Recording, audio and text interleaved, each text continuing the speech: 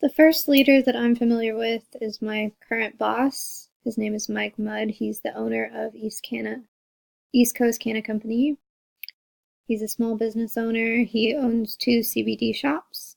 I think he's successful as a leader because, he's intelligent. He knows what he's talking about. I like working for him a lot and I learn a lot from him. And I think that's really important as a leader to be able to teach what you do to other people and to be able to encourage other people to do what you do. And he definitely does that.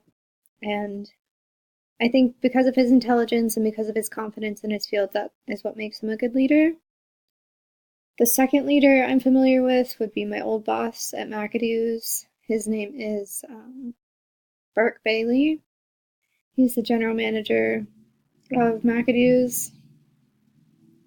I think in general he's a good leader because he's kind, he's compassionate, and it's easy to talk to him.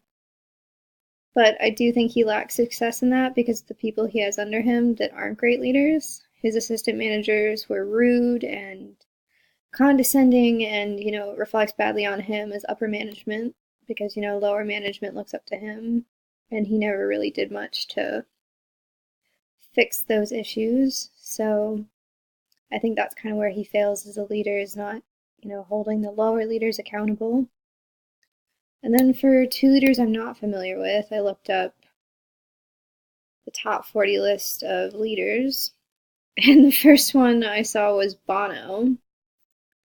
So I know a little bit about him. He's the lead singer of U2. I know he did a lot of stuff with animal rights and things.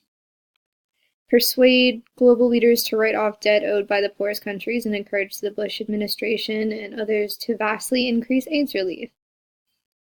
I think, being a public figure already, being a leader of a, activism movement is a smart choice because, people are going to respond to what you say and agree with what you say because, you have public influence. And I think that makes him successful as a leader, and he's enlisting one of the major companies and millions of people to combat AIDS, poverty, and preventable diseases.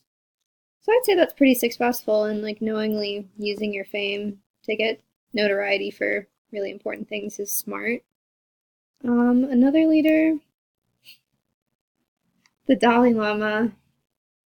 Personally don't know much about him. I know that he's the spiritual leader of the Tibetan people. He campaigned tirelessly for peace, nonviolence, democracy, and reconciliation, especially among world religions. And he was the winner of the 1989 Nobel Peace Prize. So I'd say that's pretty successful as a leader, just being, a beacon of peace and hope in a very tumultuous time.